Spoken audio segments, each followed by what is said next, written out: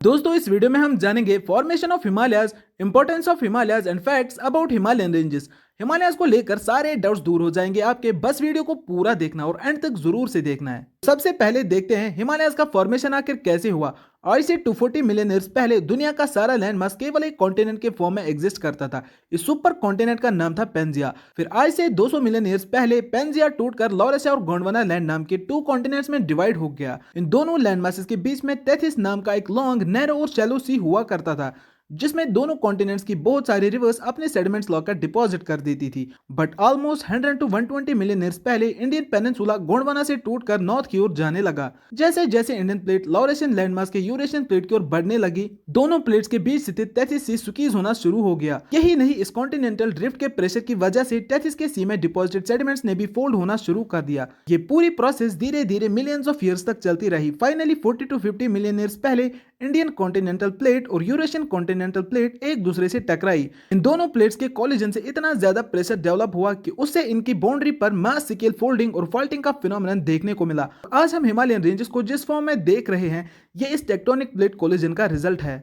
चलिए अब देखते हैं हिमालयाज भारत के लिए क्यों इंपॉर्टेंट है, यानी इंपॉर्टेंस ऑफ हिमालयाज।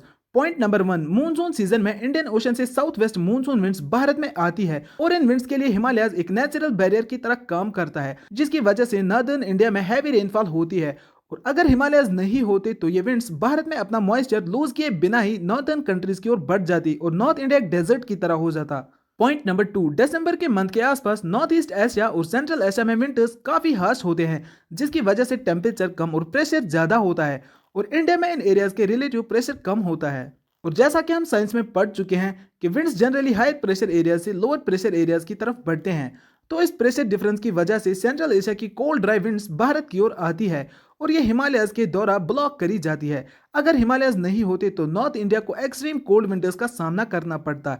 इसके अलावा हिमालयाज चाइना जैसे एनिमीज के अगेंस्ट भारत के लिए फर्स्ट लाइन ऑफ डिफेंस है और साथ ही हिमालयाज गंगा, ब्रह्मपुत्र और इंदस जैसी नदियों के सोर्स होने के साथ ही कई ग्लेशियर्स का होम भी है, जो इंडिया के एटमॉस्फेरिक प्रेशर को बैलेंस में रखती हैं। तो दोस्तों ये थी इंपॉर्टेंस ऑफ हिमालयाज। अब हम हिमालयन रेंजेस को देखेंगे। देखिए, अगर माउंटेन रेंज की बात करें तो ये सीरीज या चेन ऑफ माउंटेन्स है। हिमालयन रेंजेस एक क्रीसेंट शेप माउंटेन रेंज है जिसकी कॉन्वेक्सिटी साउथवर्ड है और जैसा कि मैंने बोला है, इनका फॉर्मेशन इंडियन प्लेट और यूरेशियन प्लेट के कोलिजन से हुआ था।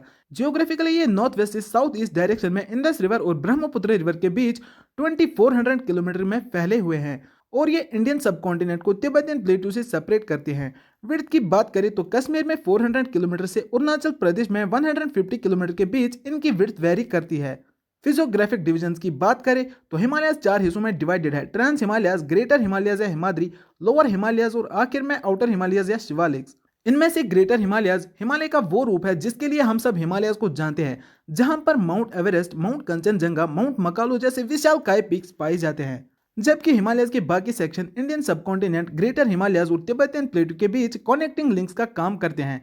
हिमालयाज भारत को सेंट्रल एशिया की कोल्ड ड्राई विंड से बचाते हैं और साथ ही ये इंडियन ओशन की मॉनसून विंड्स को आगे बढ़ने से रोकते हैं। तो दोस्तों ये थी कहानी formation and importance of Himalayas की। वीडियो अच्छी लगी हो तो लाइक करिएगा। ऐसी इंफॉर्मेटिव वीडियोस के लिए सब्सक्राइब करिएगा हमारे चैनल यूपीएससी मास्टर को।